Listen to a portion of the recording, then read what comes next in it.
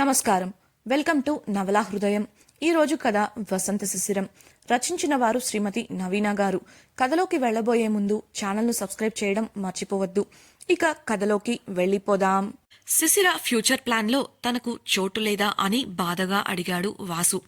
అతడి కళ్లల్లోనూ గొంతులోనూ బాధ తొంగి చూస్తుంటే అతనికి ఏమని సమాధానం చెప్పాలో అర్థం కాక తలదించుకొని నేలచూపులు చూసింది శిశిర.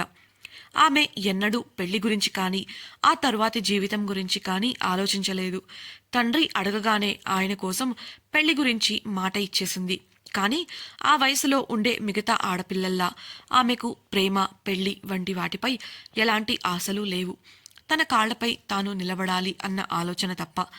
అటువంటి తన జీవితంలోకి అకస్మాత్తుగా వచ్చిన పెళ్లి అనే మలుపును ఇంకా పూర్తిగా తీసుకోలేకపోతుంది.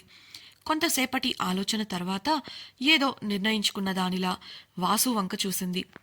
శిశిర ఆ విధంగా ఇబ్బంది పడటం చూడలేకపోయాడు వాసు.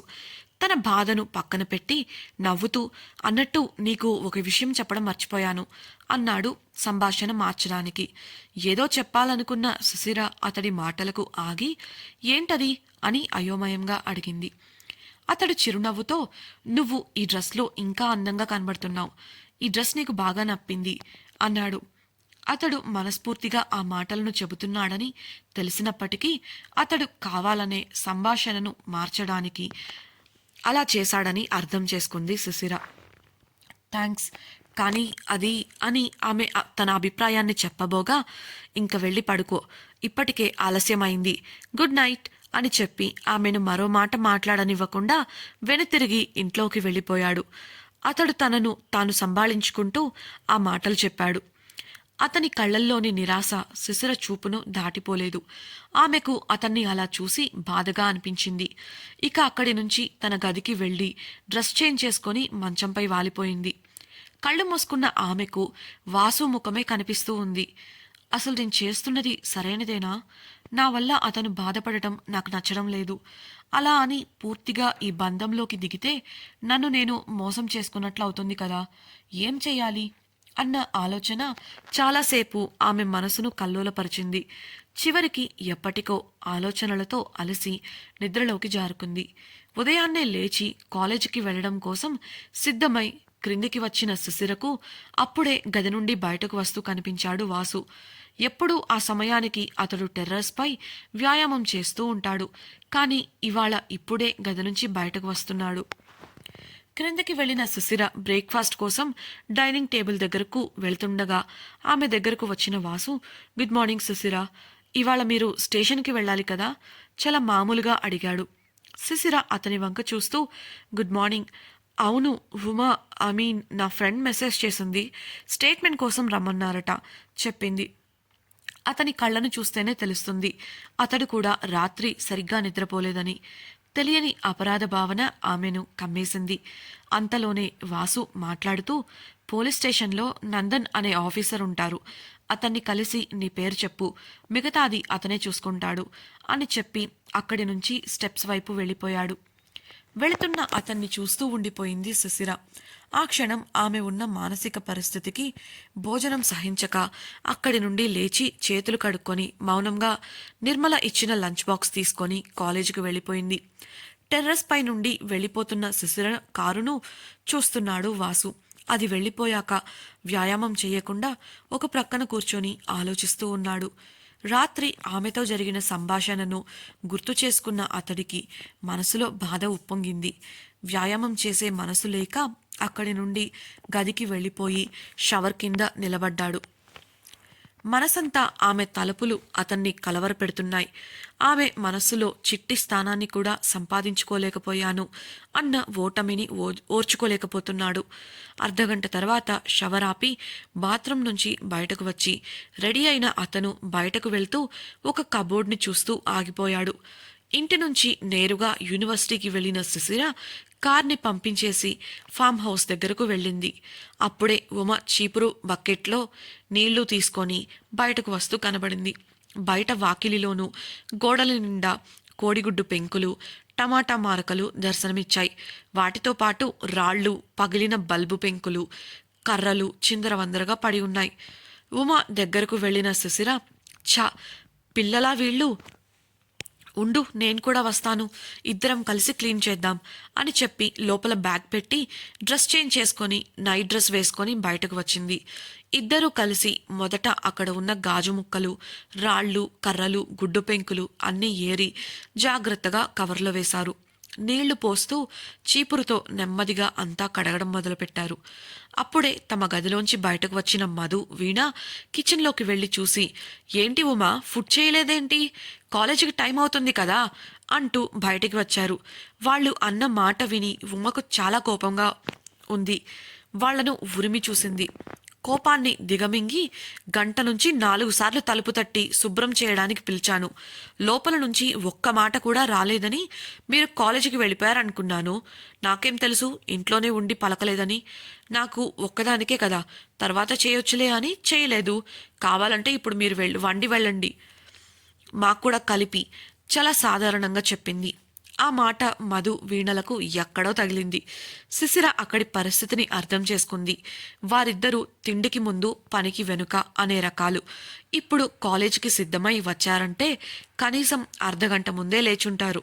ఆ అర్ధగంటలో ఉమ ఒక్కసారైనా వాళ్ళని పిలిచి ఉంటుంది. వాళ్ళు విని ఉంటారు. కావాలనే ఇప్పటి వరకు బయటకు రాకపోగా టిఫిన్ చేయలేదని ఉమని అడగడంతో ఆమెకు కోపం వచ్చిందని అర్థమైంది. ఉమా మాటలకు రోషంగా, పదవీణ, అసలే కాలేజ్ టైం అవుతుంది, మనం బ్రేక్లో క్యాంటీన్లో తినేద్దాం అని చెప్పి ఆమెతో పాటు బయటకు కదిలింది మధు. ఉమా వాళ్లకు వినపడాలని, తిండికి రాజులు పనికి దొంగలు, ఒక్కరోజైనా క్లాస్కి టైంకి వెళ్లారా? ఇవాళ గుర్తొచ్చింది క్లాస్ టైం అని గొడిగింది. మధు రోషంగా వెనక్కు తిరగబోగా వీణ ఆపి వద్దని చెప్పడంతో విసురుగా వెళ్ళిపోయింది మధు. అలా ఉడుక్కుంటూ వెళ్తుంటే సరదాగా అనిపించి శిశిర, ఉమ ఒకరినొకరు హైఫై ఇచ్చుకొని పగలబడి నవ్వుకున్నారు. అక్కడ ఉన్న చెత్తంతా శుభ్రం చేయడానికి వారికి గంట సమయం పట్టింది. ఆ తర్వాత ఇద్దరూ సిద్ధమై పోలీస్ స్టేషన్కి వెళ్లారు. పోలీస్ స్టేషన్లో 10:30కి స్టేషన్కి చేరుకున్న శిశిర, ఉమ లోపలికి వెళ్ళగా అక్కడ ఒక్క కానిస్టేబుల్ మాత్రమే కనిపించాడు. అతని దగ్గరకు వెళ్లిన వారిని చూసి ఏం కావాలమ్మా అడిగాడు కానిస్టేబుల్. స్టేట్మెంట్ ఇవ్వడానికి రమ్మని చెప్పారు సార్ అంది ఉమ. ఓ, ఆ యూనివర్సిటీ దగ్గర రాత్రి జరిగిన గొడవ గురించా అడిగాడు అతడు. అవును సార్ అంది ఉమ. అతడు వారిని పరిశీలించి, సరే, అందరూ మీటింగ్ కోసం వెళ్లారు, వచ్చే వరకు వెయిట్ చేయండి అని చెప్పాడు. అప్పుడే వాసు చెప్పిన మాటలు గుర్తుకు రావడంతో శిశిర, సార్, నందన్ గారు వచ్చాక చెప్పండి, ఆయనతో కొంచెం మాట్లాడాలి అంది శిశిర. సిఐ నందన్ సార్ మీకు తెలుసా అనుమానంగా అడిగాడు ఆఫీసర్. ఆయనకు తెలుసు సార్, మేము బయట వెయిట్ చేస్తాము, పిలవండి అని వెనక్కు తిరిగింది శిశిర. అక్కడే సెల్లో ఉన్న గోపాల్ శిశిర గొంతు వినగానే కోపంగా, ఏయ్, మర్యాదగా వదలమని చెప్పు, లేదంటే నీ అంతు చూస్తాను అంటూ రెచ్చిపోయాడు. శిశిర అతన్ని ఒక చూపు చూసి ఉమతో పాటు అక్కడి నుండి వెళ్ళిపోయింది.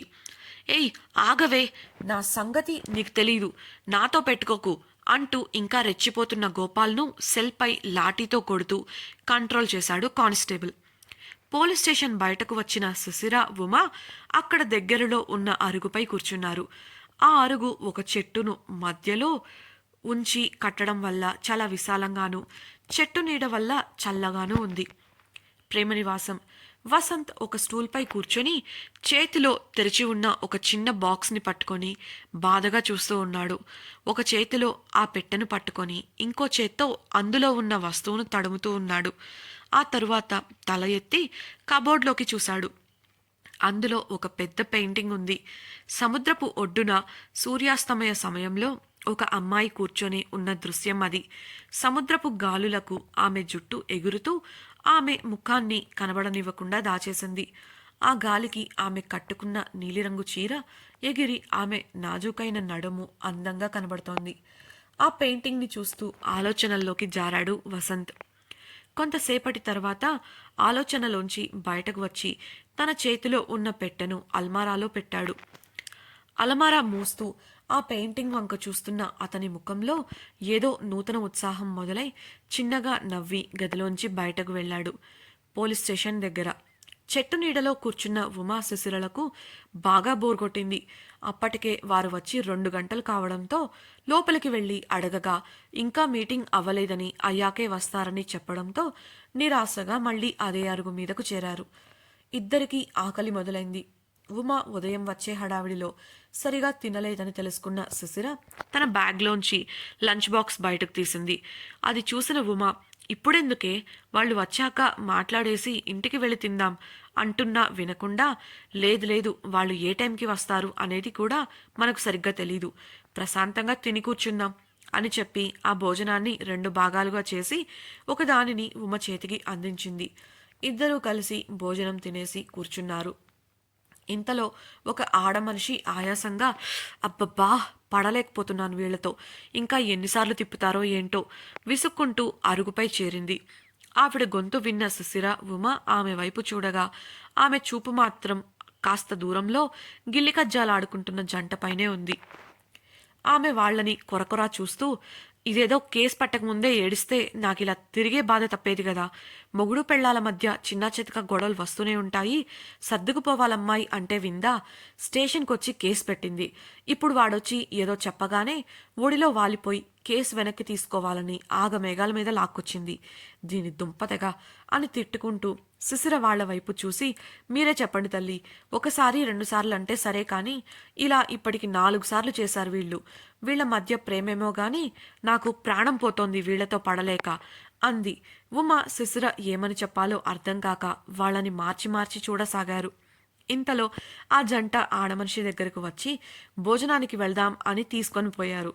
వెళుతున్న వాళ్లను చూస్తూ, అంత అండర్స్టాండింగ్ లేనప్పుడు ఎందుకు ఇంకా కలిసి ఉండాలనుకోవడం, అయినా చూడటానికి ఇంకా ఇద్దరికి 20 కూడా ఉంటాయో లేదో, అలాంటి వాళ్లకు పెళ్లి చేస్తే ఇలాంటి సమస్యలు కాక ఎలాంటి సమస్యలు వస్తాయి అని నిట్టూర్చింది శిశిర. ఆ మాటలు విన్న ఉమ, పెళ్లికి వయసుతో సంబంధం లేదు శిశిర, పెళ్లి చేసుకునే వాళ్ల పరిపక్వతపై ఆధారపడి ఉంటుంది, అది కూడా ఒక్కో జంట మధ్య బంధం ఒక్కోలాగా ఉంటుంది, వీళ్ల మధ్య ఇలా ఉంటే మా అమ్మా నాన్నల మధ్య ఇంకోలా అంది ఉమ. ఆంటీ అంకుల్కేమైంది అడిగింది శిశిర. వాళ్ళకేం కాలేదు, మా నాన్నకు 4 పూటలు 4 రకాలుగా వండి పెట్టాలి, ఈయనకి వండి పెట్టడం నా వల్ల కాదంటూ విసుక్కుంటూనే ఉంటుందమ్మ, అయినా ఆయనకు నచ్చినట్లు చేసి పెడుతూనే ఉంటుంది, నాకు కూడా అనిపించేది ఎందుకు ఇలా కష్టపడడం, ఆయన్ని అలవాటు మార్చుకోమని చెప్పొచ్చుగా అని, కానీ మా బావతో నాకు పెళ్లి ఫిక్స్ అయ్యాక అర్థమైంది, పెళ్లి వల్ల కలిగే ప్రేమతో ప్రేమించిన వారి కోసం ఎంత కష్టమైనా పడచ్చు అని చెప్తారు కదా, అన్కండిషనల్ లవ్ అని, అలాంటిదే అని చెప్పుకుంటూ పోతుంది ఉమ. శిశిర మాత్రం ఉమ అన్న అన్కండిషనల్ అన్న పదం దగ్గరే ఆగిపోయింది. ఆ పదం విన్న వెంటనే ఆమెకు వాసు గుర్తుకు వచ్చాడు.